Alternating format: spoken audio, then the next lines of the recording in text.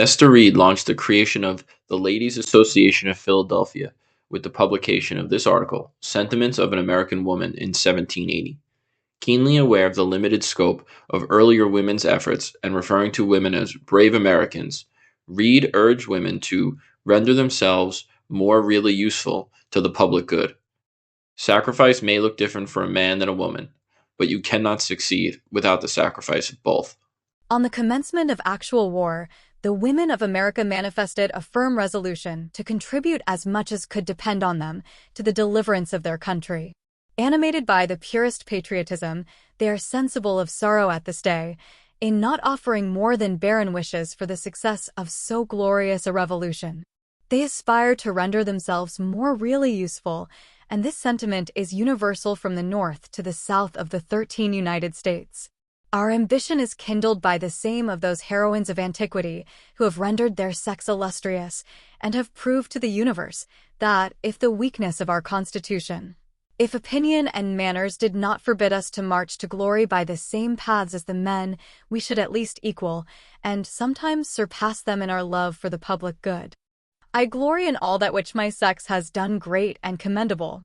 I call to mind with enthusiasm and with admiration all those acts of courage, of constancy and patriotism, which history has transmitted to us, the people favored by heaven, preserved from destruction by the virtues, the zeal and the resolution of Deborah, of Judith, of Esther, the fortitude of the mother of the Massachusetts, in giving up her sons to die before her eyes, Rome saved from the fury of a victorious enemy by the efforts of Volumnia and other Roman ladies. So many famous sieges where the women have been seen forgetting the weakness of their sex, building new walls, digging trenches with their feeble hands, furnishing arms to their defenders, they themselves darting the missile weapons on the enemy, resigning the ornaments of their apparel and their fortune to fill the public treasury and to hasten the deliverance of their country, burying themselves under its ruins, throwing themselves into the flames rather than submit to the disgrace of humiliation before a proud enemy. Born for liberty, disdaining to bear the irons of a tyrannical government, we associate ourselves to the grandeur of those sovereigns, cherished and revered, who have held with so much splendor the scepter of the greatest states, the Batildas, the Elizabeths, the Marys, the Catherines, who have extended the empire of liberty and, contented to reign by sweetness and justice, have broken the chains of slavery, forged by tyrants in the times of ignorance and barbarity. The Spanish women, do they not make, at this moment, the most patriotic sacrifices to increase the means of victory in the hands of their sovereign? He is a friend to the French nation. They are our allies. We call to mind,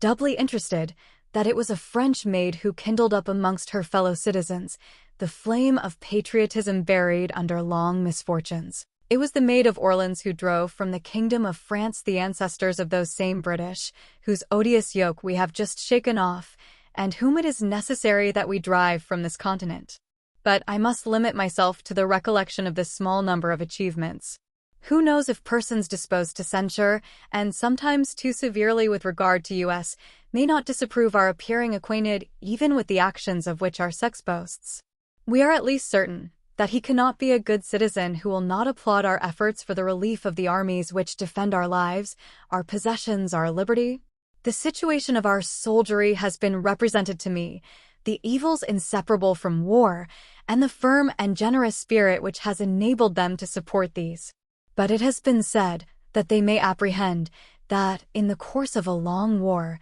the view of their distresses may be lost, and their services be forgotten. Forgotten? Never, I can answer in the name of all my sex. Brave Americans, your disinterestedness, your courage, and your constancy will always be dear to America, as long as she shall preserve her virtue. We know that at a distance from the theater of war, if we enjoy any tranquility, it is the fruit of your watchings, your labors, your dangers. If I live happy in the midst of my family, if my husband cultivates his field and reaps his harvest in peace, if, surrounded with my children, I myself nourish the youngest and press it to my bosom, without being afraid of feeling myself separated from it by a ferocious enemy, if the house in which we dwell, if our barns, our orchards are safe at the present time from the hands of those incendiaries, it is to you that we owe it. And shall we hesitate to evidence to you our gratitude? Shall we hesitate to wear a clothing more simple, hair dressed less elegant,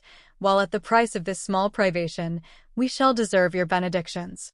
Who, amongst us, will not renounce with the highest pleasure those vain ornaments, when she shall consider that the valiant defenders of America will be able to draw some advantage from the money which she may have laid out in these, that they will be better defended from the rigors of the seasons, that after their painful toils, they will receive some extraordinary and unexpected relief, that these presents will perhaps be valued by them at a greater price, when they will have it in their power to say, "This is the offering of the ladies." The time has arrived to display the same sentiments which animated us at the beginning of the Revolution, when we renounced the use of teas, however agreeable to our taste, rather than receive them from our persecutors. When we made it appear to them that we placed former necessaries in the rank of superfluities, when our liberty was interested, when our republican and laborious hands spun the flax, prepared the linen intended for the use of our soldiers, when exiles and fugitives we supported with courage all the evils which are the concomitants of war. Let us not lose a moment. Let us be engaged to offer the homage of our gratitude at the altar of military valor, and you, our brave deliverers, while mercenary slaves combat to cause you to share with them the irons with which they are loaded. Receive with a free hand our offering, the purest which can be presented to your virtue.